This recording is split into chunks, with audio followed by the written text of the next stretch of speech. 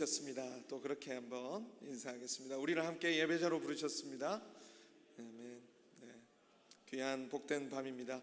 오늘 우리에게 주신 하나님의 말씀은 로마서 16장 1절에서 16절의 말씀입니다. 로마서 16장 1절에서 16절의 말씀입니다. 우리 오늘 본문의 말씀을 한 절씩 교독하시고 마지막 절은 같이 읽겠습니다.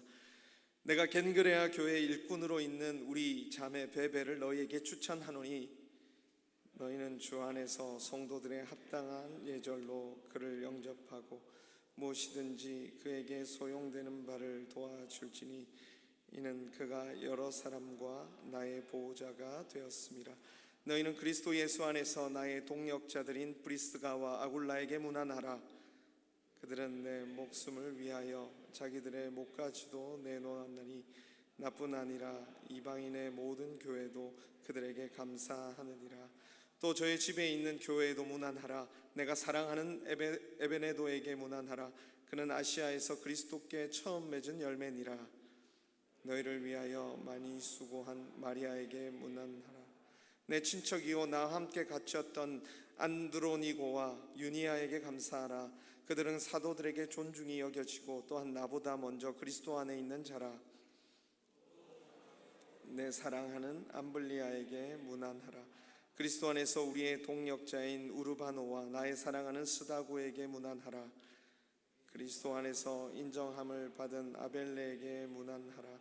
아리스도 불고의 권속에게 문안하라. 내 친척 헤로디온에게 문안하라. 나기수의 가족 중 주 안에 있는 자들에게 문안하라. 주 안에서 수고한 두르베나와 두르보사에게 문안하라.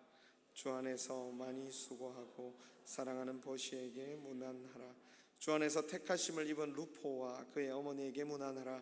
그의 어머니는 곧 내 어머니니라. 아순그리도와 블레곤과 허메와 바르로바와 허마와 및 그들과 함께 있는 형제들에게 문안하라. 빌롤로고와 율리아와 또 네레오와 그의 자매와 올름바와 그들과 함께 있는 모든 성도에게 문안하라. 너희가 거룩하게 입맞춤으로 서로 문안하라. 그리스도의 모든 교회가 다 너희에게 문안하느니라.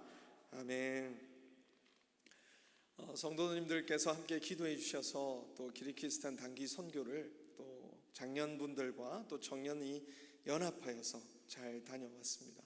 이렇게 함께 한다는 것에 또 의미가 깊은 또 선교였던 것 같습니다. 장년들이 가지고 있는 그 내공과 또 청년들이 가지고 있는 그 열정이 합해져서 또 그 땅에서 하나님께서 주신 그 은혜와 열매들을 많이 누리고 왔습니다. 또 함께 여기서 기도해 주셔서 또 함께 이 선교를 누리고 또 함께 하나님의 뜻을 받들어 간 것 같아서 또 더 뜻깊은 시간이었던 것 같습니다. 단기 선교팀이 처음 결성되었을 때 이 청년 단기 선교팀이 결성된 면면들을 보면서 처음에는 걱정을 조금 했습니다. 제가 보기에 낯선 얼굴들이 좀 있었거든요. 아니 제가 간다고? 그렇게 낯선 얼굴들이 보이고 그러면서 단기 선교를 이제 또 새로운 이제 처음 가는 곳으로 가다 보니까 처음에 걱정이 되는 거예요. 이 친구들과 함께 원팀을 이뤄서 잘 갈 수 있을까? 그런 걱정을 했는데 역시 제 걱정이었습니다. 나중에 점점 이들이 연합하고 서로 하나 되어서 한 팀이 되어 사역해 나가는 모습을 보면서 얼마나 마음이 이렇게 뿌듯하던지, 이렇게 자녀들도 형제들이 이렇게 잘 노는 걸 보면 마음이 뿌듯해지잖아요. 청년들도 어느 순간 연합해가지고 자기들끼리 이렇게 팀을 꾸리는 모습을 보니까 이 마음이 참 뿌듯하더라고요. 그 중에 두 친구가 사실은 이제 처음부터 같이 준비했던 친구 중 2명이 이 단기 선교를 같이 가지 못했습니다. 여러 가지 개인적인 사정이 겹쳐가지고 가지 못했는데 너무나도 아름다운 것은 뭐냐면 그 친구들이 마지막까지 마치 한 팀처럼 함께 해줬어요. 저 같으면 진짜 중간에 제가 못 가게 되면 그냥 관심을 끌 것 같거든요. 근데 끝까지 그들과 함께 하면서 우리 단기팀의 소식을 계속 청년부에 퍼나르는 역할을 하고 기도의 후원자들을 부르는 역할을 하고 또 마지막 공항까지 나와서 모든 시간들을 함께 해서 마지막 마무리까지 이렇게 연합 나중에 이제 뒤풀이도 같이 할 예정입니다. 그 친구들도 빼놓지 않을 거예요. 그렇게 모든 순간들 속에서 우리가 하나로 연합하여 무엇을 이루어 간다는 것은 참 귀하고 복된 일이에요. 사도 바울이 오늘 본문에서 자신의 그 거룩한 동역자들, 사랑하는 동역자들에 대해서 이름을 열거하고 있습니다. 한 팀이죠. 어쩌면 굉장히 중요한 팀으로 같이 어쩌면 사역했던, 떨어져 있었을지 모르나 한 팀으로 사역했던 사람들의 이름을 열거하고 있는데, 이것을 읽어 나가는 것이 사실 이름 읽는 게 쉽지는 않지 않습니까? 그런데 이 이름들 한 명 한 명을 부르는 것이 얼마나 귀하고 복된 일인지는 우리가 함께한 동역자들을 사랑하는 마음을 할 때, 여러분들도 어쩌면 누군가의 편지를 쓸 때 나의 동역자 누구누구, 저도 생각해 보니까 한 분의 이름이 생각이 났습니다. 제가 서울에서 이제 교구 사역을 할 때 장례를 정말 많이 다녔거든요. 일주일에 뭐 두세 번도 가고 일주일 거의 매일 가는 날도 있었던 것 같아요. 그런데 한 날은 저 서울에서 사역할 때인데 순천에 장례가 났습니다. 서울에서 순천은 잘 모르시는 분이 계시겠지만 끝과 끝입니다. 진짜 순천은 정말 멀더라고요. 5시간 이상을 가야 되는데 서울에서 고속도로까지 올리는 데만 1시간 반이 소요돼요. 서울에서 고속도로 나가는 게 그만큼 힘들거든요. 그래서 제일 중요한 게 뭐냐면 이 버스 전용 차로를 타는 게 너무나도 중요한 거예요. 근데 그날 딱 한 명이 모자란 거예요. 한 명이 딱 모자라서 버스 전용 차로를 못 타고 그냥 이 순천까지 가야 되는 슬픈 운명을 가지고 가는데, 한 분이 막 급하게 오시는 거예요. 제가 왔다고, 저도 같이 가자고. 그래서 차를 타서, 다행입니다, 집사님 감사합니다, 집사님께서 오셔서 저희가 버스 전용 차로를 타고 한 1시간은 빨리 갈 수 있게 되었습니다. 하면서 막 감사하다고, 막 집사님의 이름은 이렇게 진짜 저희들이 평생 기억하면서 이름을 부르겠습니다 막 이러면서 그때 기쁨이 기억나요. 근데 그분이 이제 이야기를 듣더니 누구누구 장례식 가는 거 아니냐고 그러는 거예요. 집사님 죄송합니다, 그 장례식장 아니에요. 다른 장례식장. 그러니까 이름이 한 글자 차이로 다른 곳에 온 거예요. 근데 그 집사님이 이제 한참 가다가 아직 서울을 벗어나지 않았습니다. 그래서 내릴 법도 하잖아요. 그런데 저희들이 그만큼 막 칭찬을 해드리고 이래서 그런지 내리지 않고 끝까지 순천까지 갔다가 다시 돌아왔습니다. 그분의 이름을 여기서 한번 불러야 되겠습니다. 권영희 집사님 감사합니다. 서울에 계신데 지금 이 설교를 듣고 계실지는 모르겠지만, 우리에게 함께 끝까지 그 길을 가고 또 함께 마음을 모아서 우리가 무언가를 함께 완주한다는 것, 그 참 의미 있는 일이죠. 그래서 그 성경에서도 그 아름다움에 대해서 기록하고 있는 시편이 있습니다. 우리 잘 아는 말씀이죠. 같이 한번 읽어보겠습니다. 시작. 보라, 형제가 연합하여 동거함이 어찌 그리 선하고 아름다운고, 머리에 있는 보배로운 기름이 수염 곧 아론의 수염에 흘러서 그의 옷깃까지 내림 같고, 헐몬의 이슬이 시온의 산들에 내림 같도다. 거기서 여호와께서 복을 명령하셨나니 곧 영생이로다. 놀라운 것은 거기서 무엇을 명령하셨다고요? 거기서 복을 명령하셨다는 거예요. 형제가 연합하여 동거하여 하나님의 그 거룩한 일을 하는 그 현장에서 주님께서는 복을 명령하셨습니다. 근데 그 복이 뭐냐면 영생의 복을 거기서 명령하셨다는 거죠. 여러분, 이 말을 다시 한번 생각해 보면 곧 연합이, 동거가 구원과도 직결된다는 말로 우리는 풀어 이해할 수 있는 것입니다. 성경에서는 끊임없이 구원을 단지 개인이 천국 가는 문제로 얘기하지 않아요. 공동체, 하나님의 총회에 들어가는 일로 얘기해 주고 있습니다. 하나님의 거룩한 자들의 그 부르심을 받은 모임 가운데 속하는 것, 그것을 구원이라고 얘기하고 있거든요. 그러니까 우리가 오늘 구원받은 자로서 연합하고 동거하며 함께 한다는 것 자체가 바로 구원받은 사람의 아주 결정적인 표지고, 또한 우리의 연합을 통해서 무엇가 흘러가는 거예요? 그 영생의 아름다운 복이 이 사회 가운데, 세상 가운데 흘러간다는 것을 또한 이 본문이 설명해 주고 있는 것이죠. 오늘 본문에 또 바울은 그래서 자신이 사랑하는 사람들을 끝까지 놓치지 않고 그 사람들과의 관계성을 깊이 강조하고 있는 것입니다. 고린도 교회에 속한 자들까지 포함하면 30명이면 없는 사람들의 이름들을 거론하고 있습니다. 그런데 여러분 알고 계십니까? 사도 바울은 로마 교회를 세운 사람이 아니에요. 그리고 심지어는 로마 교회에 방문하지 못했습니다. 아직까지. 그는 가고 싶다고 얘기하고 있습니다. 그런데도 불구하고 어쩌면 다양한 방식으로 이들이 유럽 선교에 동참하며 서로 인터랙션을 가지고 있었던 것 같아요. 어쩌면 늘 함께 했던 사람들이 아니라 자주, 빈번히, 그리고 아주 중요한 일엔 서로 협력하여 이 일들을 했던 것 같아요. 그런데 떨어져 있음에도 불구하고 이 사도 바울의 마음속에는 그들을 향한 깊은 연합하는 마음, 깊이 사랑하는 마음, 그들과 함께하는 것에 대한 기쁨과 감사가 가득한 것이 오늘 사도 바울의 마음에서 또 오늘 본문의 그 편지들 속에서 느껴진다는 것이죠.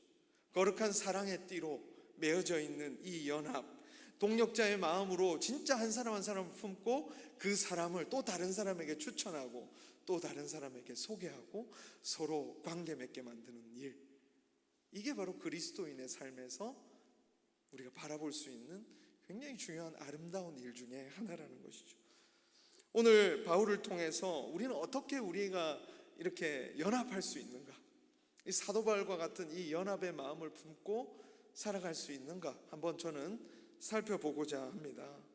먼저는 여러분, 우리가 어떻게 이 연합을 이룰 수 있냐면 은혜의 영향력 아래에서 계속 머물러야 한다는 것을 우리는 오늘 본문에서 생각해 볼 수 있습니다.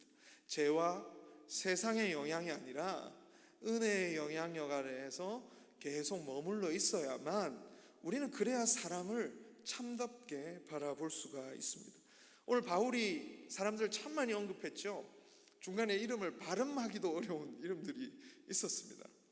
그런데 이들이요, 그냥 단순히 이름만 특별하고 특이한 것이 아니라 그들의 신분과 사회적 지위가 매우 달랐다는 것입니다. 특별히 여성이 많았어요. 그리고 몇몇의 이름은 어떤 문서들에 의하면 이 이름들이 노예의 이름들이었다, 노예들이 자주 사용하는 이름들이었다라고 합니다. 그런데 더 놀라운 것은 그 가운데 황제의 친족들의 이름으로 예측되는 인물도 있었다라는 것이죠. 굉장히 다양한 계층, 당시에는 어쩌면 천대받는 사람들, 도저히 어쩌면 하나님의 거룩한 자들, 저 사람이 바울의 동력자라고? 라고 일컬어질 수 없는 사람들까지도 그 이름들이 그 안에 포함되어 있었다라는 것이죠. 어떻게 이런 일이 가능합니까? 사도 바울은 바로 은혜의 깊은 영향력 아래에서 사람을 이해하고 있었기 때문이에요. 은혜의 깊은 영향력 아래에서 모든 사람에게 여러분 차별이 없는 한 가지가 있는데 무엇인 줄 아십니까? 죄인이라는 것입니다. 아무리 신분이 높고 아무리 영향력이 있고 아무리 우리가 겉으로 보기에 잘생겨도 저처럼, 웃으셔야 제가 부끄럽지 않은데요, 아무리 그래도 그것과 아무런 상관없이 죄인이라는 것에 있어서 그 어떤 사람도 차별이 없다는 거예요. 우리는 신분이 높으면 그 사람을 우러러 경외합니다. 돈이 많으면 어느 순간 그 사람을 대하는 태도가 달라집니다. 그러나 사도 바울은 그 어떤 조건과 환경에 따라서 사람을 대하지 않습니다. 왜냐하면 모두가 죄인이라는, 그러나 은혜 때문에 우리가 구원받았다라는 그 사실 아래에서 사람을 이해하기 시작했다는 것이죠. 교회가 세상에 소망이 될 수 있는 이유가 이것이었어요. 사실은 당시 사회 속에서 여러분, 이 기독교가 사람들로부터 인정을 받고 사람들로부터 어쩌면 핍박을 당함에도 불구하고 기독교 신앙으로 찾아 들어올 수 있었던 가장 중요한 힘이라고 말한다면 바로 모든 신분의 여하를 넘어서서 사람을 진실로 대하는 그 진정성이었다는 거죠. 로마 시대 때는 어린 여아는요 쓰레기처럼 취급되었어요. 여러분, 이게 납득이 되십니까? 요즘에는 여자아이 낳는 게 금메달인데 그 시대에는요 여자아이의 시체가 길거리에 버려져 있는 것이 태반이었다 그래요. 얼마나 슬프고 비참한 사회입니까? 전쟁에 승리할 수 있는 남자가, 강한 남자가 가장 높은 순위로 인간의 우대받던 시대 속에서 기독교 신앙은 그들을 지켜냈어요. 그들의 가치가 아무리 힘이 많은 그 장수와 전혀 다르지 않다라고 선포하는 것이 바로 기독교 신앙이었다라는 것이죠. 은혜 아래에서 사람을 이해하고 바라보는 그 힘이 있었기 때문에 바로 사도 바울은 그들과 깊은 연합을 이룰 수 있는 것입니다. 여러분, 이 세상은 어떻습니까? 차별을 깊이 찬성해요. 차별을 아주 깊이 찬성합니다. 이번 선교 여행 때도 아주 차별을 심하게 당했습니다. 어떤 사람들은 퍼스트 클래스에, 비즈니스 클래스에서 거의 한 평이 되는 것 같아요. 거기는 한 10시간을 이렇게, 제가 뭘 잘못했나 봐요. 그 카운터에 있는 직원에게 뭘 잘못했는지 저는 모르는 사람 중간에서 홀로 이렇게 10시간 동안 이렇게 비행을 했습니다. 돈을 내면 얼마든지 우리의 클래스를 바꿀 수 있습니다. 그것이 세상에 아주 자연스러운 일이죠. 우리는 그것을 비판하지는 않습니다. 그러나 우리가 어느 순간 은연중에 그렇게 우리는 차별을 찬성하고 내가 높은 등급을 받는 것, 내가 좀 더 다른 사람이 되는 것, 좀 더 남들과 차별된 서비스를 받는 것을 기뻐하는 사회 속에 있기 때문에 우리는 어느 순간 그 기쁨을 맛보고 싶어 하는 거죠. 점점 더 우리는 그 맛을 기뻐합니다. 차별된 서비스를 받는 것. 우리는 칭찬도 받고 싶죠. 근데 여러분, 어떤 칭찬 더 좋아하는 줄 아세요? 그냥 칭찬하면 별로 감흥이 없어요. 너 쟤보다 나아. 그러면 사람이 마음속에 누구보다 낫다 이러면 그 상대적 박탈감이 심한 이유가 반대로 뒤집어 보면 상대적으로 우위감을 느끼고 싶은 그 마음 때문입니다. 비교적 나은 삶, 다른 사람보다 나은 삶을 누리고 싶어 하는 것이 사람의 마음이에요. 타락이라는 것이 단지 그냥 우리의 영혼이 더러워졌다는 것이 아니라 좀 더 신학적으로 얘기하면 하나님과의 공급이 끊어진 거거든요. 하나님의 공급이 끊어지니까 그때부터는 나의 신분을, 나의 지위를, 나의 생명을 스스로 계속 얻어내야 하는 그 불쌍한 처지에 놓여져 있기 때문에 우리 사람은 끊임없이 존재적으로, 본성적으로 남들과 다른 어떤 것을 얻어서 안정감을 누리고자 하는 그 마음이 가슴 깊이 싹 튼다라는 것입니다. 그런데 은혜의 영향력 아래에서는 그 장벽이 사라지는 거예요. 기독교 신앙의 아름다움이 그것에 있었던 것입니다. 사도 바울은 아무리 신분이 다르고 어쩌면 비참한 처지에 있던 사람도 예수 그리스도 안에서 우리와 동력자가 되었다는 사실을 아주 믿음으로 선포하면서 그 사람을 받아들입니다. 당시 세계는 훨씬 더 어려웠을 거예요. 오늘 우리는 계급이 없잖아요. 보이는 계급이 없잖아요. 보이지 않는 것은 있을지 모르겠지만 보이는 계급은 없는데 당시는 보이는 계급이 있던 때입니다. 여러분, 노예의 어떤 자와 같이 예배를 드릴 수 있을까요? 과거 한국 교회가 그 논쟁이 있었죠. 양반과 상놈이 어떻게 같은 곳에서 예배를 드리나. 어쩌면 당연한 주제일지 모르죠. 노예가 어느 순간 이렇게 같이 있다가 내 마음이 은혜 아래 있지 아니하면 어떤 마음이 들까요? 저놈이 선을 넘네. 잘 지내다가 내가 은혜의 영향력이 내 삶에서 사라지기 시작하면 그냥 한 말인데 저놈 봐라, 선을 넘네. 노예에 있던 사람들은 어땠을까요? 잘 지내고 있었어요. 근데 은혜의 영향력이 그 마음속에서 점점 사라지니까 그냥 한 말이에요. 근데 나 무시하는 건가? 내가 노예였다고 그러는 건가? 그러면서 그 안에 있던 열등감, 그 안에 있던 어떤 우월감들이 다시 일어나서 그 안에 연합을 깨트리지 않겠습니까? 이 거룩한 연합 사실 굉장히 어렵거든요. 그러나 은혜 원리 아래 있으면 이보다 더 쉬운 것이 없습니다. 예수님께서 옆에 있는 강도를 향하여서 네가 오늘 나와 함께 낙원에 있으리라 라고 명령하신 그 복음이 가진 그 급진성이 은혜 아래 있는 사람들에게는 발휘되기 시작해요. 그래서 그 어떤 사람도 포용하고 그 어떤 사람도 내 편으로, 나와 가족으로 받아들일 수가 있는 것이죠. 사랑하는 여러분, 주님께서 오늘 우리로 하여금 이 동력자로 하나로 부르신 이 하나됨을 지켜나갈 수 있는 힘은 바로 은혜의 원리를 기억하는 것입니다. 우리가 은혜 가운데 있었고, 내가 죄인이었지만 내가 은혜 받아 이 자리에 올 수 있었다는 사실을 다시 기억하는 것, 그것이 바로 오늘 우리가 인종적이고 신분과 또 여러 가지 경제적인 경계를 넘어서 한 사람과 정말 하나 될 수 있는 비결이다, 오늘 본문에서 설명해 주고 있습니다. 또 하나 우리가 아름다운 연합을 이룰 수 있는 비결을 찾아보자면 이들 모두가 그리스도의 일꾼이라는 거예요. 다른 어떤 사람들의 일꾼도 아니라 그리스도의 일꾼이기 때문입니다. 그리스도의 일꾼. 2절 주 안에서, 3절 그리스도 예수 안에서, 앞에는 없습니다, 여러분. 7절에도 8절에도 9절에도 10절에도 11절에도 12절 13절에도 계속 어떤 단어가 강조되면 주 안에서, 그리스도 안에서, 그리스도 안에서 사랑하는, 주 안에서 사랑하는, 그리스도 안에서 인정받는 나의 누구누구. 지금 이들이 묶여 있는 것은 다른 어떤 가치관, 다른 어떤 조건들이 맞고 다른 어떤 상황들이 맞아서 연합이 되어 있는 것이 아니에요. 오직 어떤 이름 아래에서 예수 그리스도, 그분의 일꾼으로서 오늘 그 자리 앞에 나와 있는 거예요.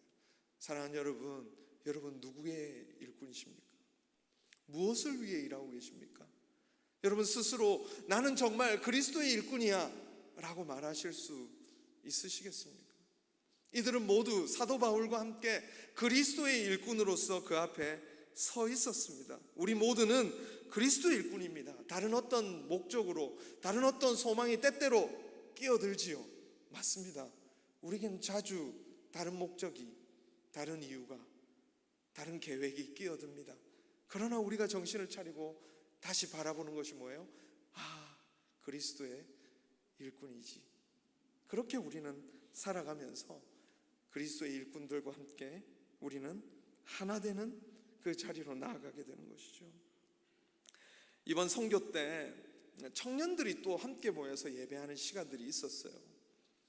근데 그 청년부 예배가 1부, 2부 우리 교회랑 똑같이 3부처럼 예배에 있었어요. 그런데 1부가 오전 10시였고 2부가 아무튼 12시였고 3부가 뭐 거의 오후 5시 막 이랬어요.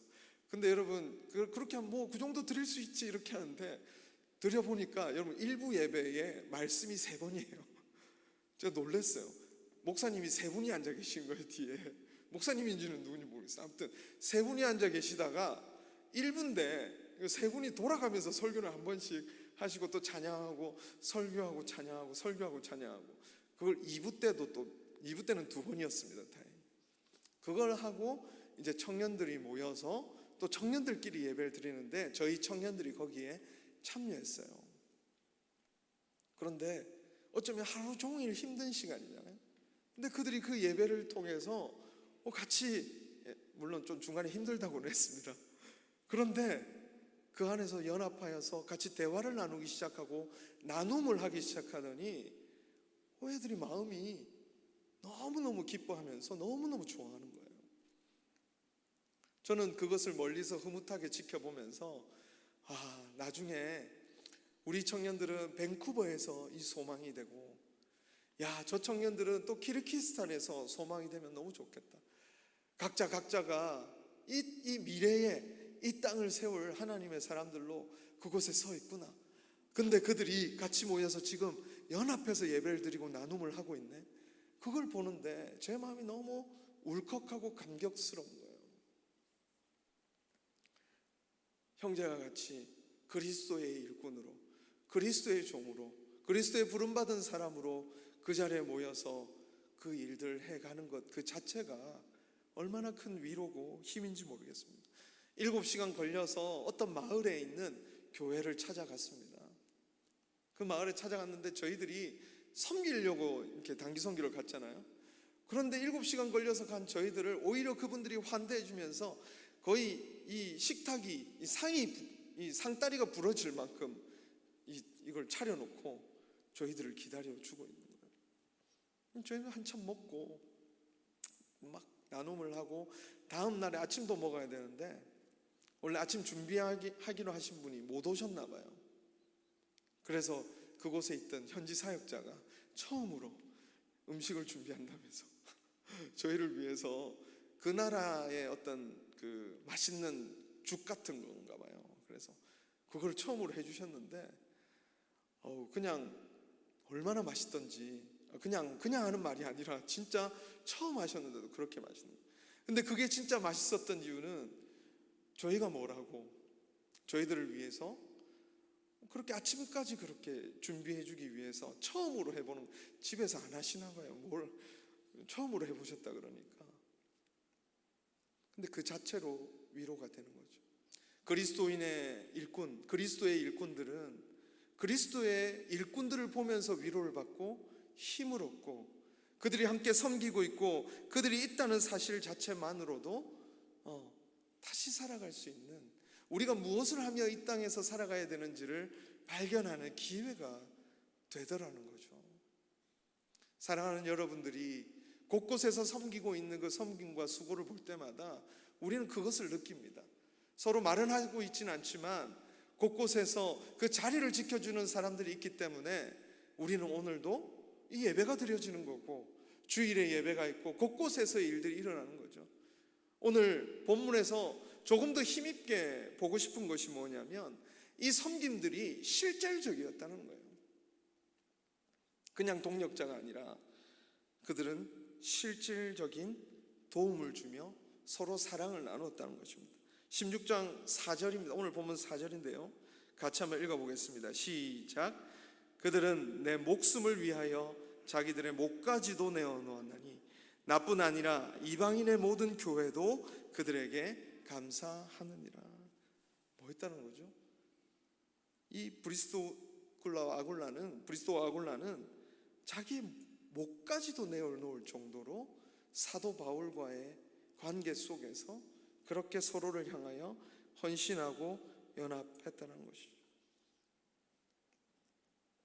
단지 영적인 교감, 정서적인 교감이 아니라 실질적으로 그들의 동역자들, 그들의 수고하는 사람들을 위하여서 서로를 알아보고 서로를 돌아보며 매우 당연한 일처럼 그들을 세워주고 있다는 것입니다. 세상은 사람을 가끔 도구로 여깁니다.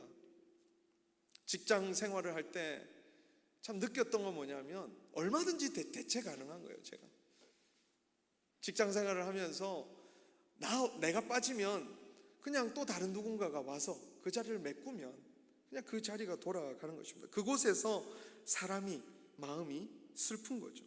얼마든지 대체 가능합니다. 그러나 교회는 다르죠. 교회는 절대 사람이 대체 가능하지 않습니다. 하나님께서 지금 이때에 우리를 이곳에 보낸 것은 그 사람과 함께 섬기고 세우라는 의미거든요.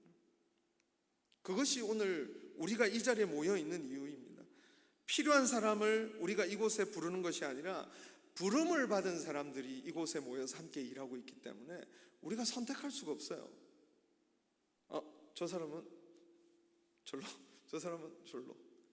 우리가 이때에 이 시대에 생각해 보세요. 2024년에 우리가 모인 이 모임을 생각해 보십시오. 누구가 왔으면 좋겠다, 누구는 빠졌으면 좋겠다, 그렇게 선택할 수가 없죠. 교회에 왔는데 당신은 우리와 맞지 않습니다, 나가십시오, 이렇게 할 수가 없죠. 그 사람들이 모여서 2024년에 이 삼성교회를, 또 이곳에 세워진 주님의 몸된 교회를 독특하게 세워가는 겁니다. 독특한 모양으로. 왜냐하면 사람이 한 명 들어오면 누군가가 또 다른 자리에 세워진다는 것은 색깔이 완전 달라지는 거죠. 그것은 주님의 섭리 가운데 그 계획 속에서 대체 불가능한 겁니다. 여러분의 존재가 그곳에 있다는 것 자체가 굉장히 아름다운 일이고 놀라운 일이고 하나님의 계획 가운데 있다는 사실을 먼저 믿을 수 있길 바랍니다. 그리고 다른 사람이 동일하게 오늘 이곳에서 함께 주님의 몸된 교회를 아름답고 빛나게 세워가도록 오늘 우리와 함께 부르심을 받았다는 사실을 기억할 수 있기를 바랍니다. 때때로 우리는 일을 위해서 하나 되는 것을 놓쳐요. 어떤 일을 성취하는 것이 너무 목적이 되어버려서 하나 되는 것을 놓쳐버립니다.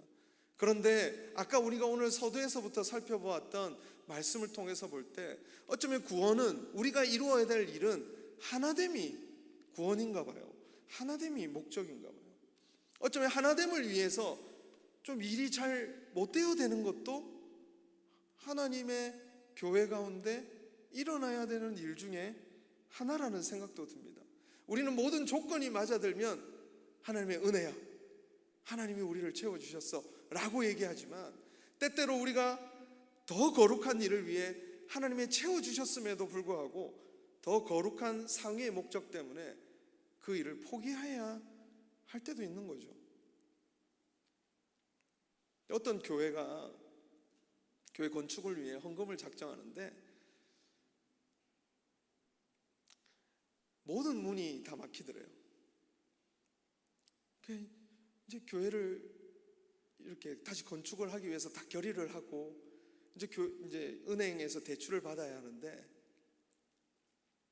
그 일에 있어서 자꾸 길이 막히더라는 거죠. 근데 어떻게 연결된 한 분이, 이 농협에서 일하는 분이 그 교회 대출을 해주겠다고 이렇게 나온 거예요. 이거는 뭐 사기나 이런 게 아니라 정말 정상적인 과정으로 이렇게 연결이 돼서 연락이 온 거예요. 근데 그 교회가 같이 고민하며 기도하면서 대출을 지금 받는 것이 맞는가에 대한 고민이 됐더라는 거죠. 모든 상황들은 지금 대출 받는 게 맞고 상황들이 이렇게 진행되는 게 맞는데, 그래서 이 문이 열렸다고 해서 모두가 처음에는 기뻐했는데 점점 이 길이 맞을까에 대한 고민을 하면서 그거를 많은 사람들은 아직 맞다라고 생각하지만 포기하기로 결정하고 좀 더 기도해 보면서 그 길을 더 찾아보기로 했다는 거죠. 근데 그 뒤에 놀랍게도 성도들이 자발적으로 마음을 모아서 이런 부분에서는 저희가 작정하겠습니다, 저런 부분에서는 저희가 작정하겠습니다 하면서 더 놀랍고 은혜로운 방식으로 그 뒤에 교회가 그 건축을 이루어갔다는 얘기를 들었습니다. 모든 상황이 막힌 곳에서 뭔가 하나가 툭 던져질 때 우리는 그것이 기도의 응답이라고, 모든 것이 우리에게 열린 거라고 생각하지만, 하나님께서는 우리의 삶에 우리의 하나됨을 위해서, 우리의 연합 안에서 교회가 아름답게 세워지는 과정 속에서 세워져야 할 또 다른 계획이 있기도 하더라고요. 우리는 그것을 한 걸음 한 걸음 찾아가면서 이 믿음의 여정을 지켜가는 것입니다. 그래서 16절에는 거룩하게 입맞춤으로 서로 무난하라라고 말하고 있습니다. 서로가 서로의 필요를 채우고 진실로 우리가 하나 된 사람들을 서로 사랑하고 채워가는 것. 거룩한 입맞춤은 그냥 이렇게 뽀뽀하라는 뜻이 아니라 이 시대의 인사 방식이죠. 우리도 뭐 문자 그대로 우리가 거룩하게 입맞춥시다 이렇게 입맞추시면 안 되고요. 그래서 어떤 학자는 우리가 서로 사랑함으로 악수합시다 이렇게 해석을 한 학자들도 있더라고요. 우리는 그것을 받을 수 있을 것 같아요. 여러분, 정말 우리가 수고하고 있는 사람들을 돌아봅시다. 교회 안에 우리가 은혜 안에서 어떤 조건도 상관없이 우리는 주님 안에서 하나님의 일꾼으로 우리로 부르심을 받았습니다. 그리고 우리는 지금 그리스도의 일꾼으로서 모두가 서가고 있습니다. 어쩌면 각자 그 선 곳에서 고군분투하고 있습니다. 앞으로 이제 여름 성경학교가 계획되고 있죠. 정말 열심히 준비하고 있고 그것을 위해 헌신하는 사람들이 있습니다. 사랑하는 여러분, 그들의 수고를 알아봐 주시기를 부탁을 드립니다. 깊이 알아봐 주시기를 바랍니다. 내가 함께하고 있는 그 사람들의 영적이고 정서적인 필요, 그것만을 채워주는 것이 아니라 사랑으로 그들과 실제로 보이는 입맞춤을 하라라고 사도 바울은 권면하고 있는 거예요. 목숨을 걸고 그들과 함께했던 사람들처럼 우리는 오늘 서로가 그 자리에서 수고하며 모두가 그리스도의 일꾼으로서 그 자리에서 헌신하고 있다는 사실을 알아주는 것, 그 사랑의 실천을 해가라는 것, 그것이 오늘 사도 바울이 오늘 다른 교회들에게 이 연합을 이루어가는 방법으로 또한 소개하고 있는 것입니다.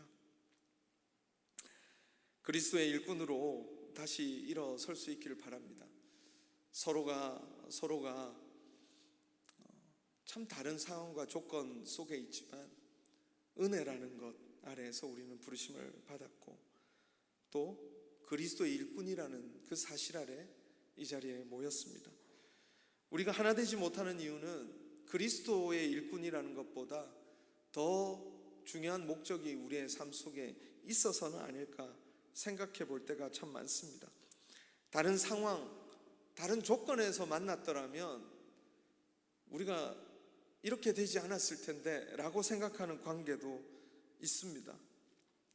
그러나 다시 그 모든 상황과 조건 속에서 그걸 넘어서 역사하는 은혜가 있고, 그것을 넘어서서 우리가 순종하고 따라가야 될 그리스도께서 우리를 이끌고 계시다는 사실을 기억하면서 다시 서로를 향하여 사랑의 거룩한 입맞춤을 할 수 있는 공동체가 되었으면 좋겠습니다.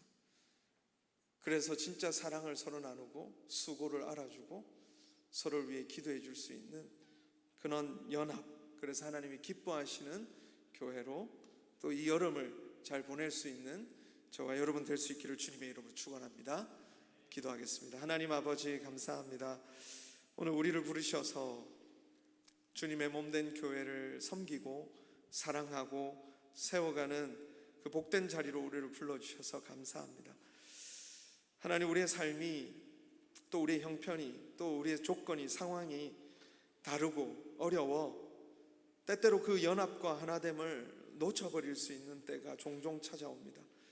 다시 한번 하나님 우리를 세우셔서 주님이 기뻐하시는 만남으로 서로를 위해 또 헌신하고 수고하며 애쓸 수 있는 만남으로 서로 사랑하며 서로 섬길 수 있는 만남으로 우리를 세워 주시옵소서.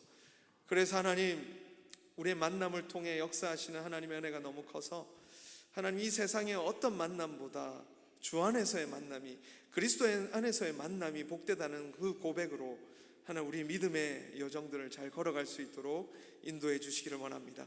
그리스도의 일꾼으로 다시 서게 하여 주시옵소서. 다른 어떤 일꾼이 아니라 그리스도의 일꾼으로 서로 세우며 서갈 수 있도록 우리를 붙들어 주시옵소서. 이 저녁 하나님, 기도의 자리로 나아갑니다. 우리의 기도를 이끌어 주시옵소서. 예수님의 이름으로 기도합니다. 아멘.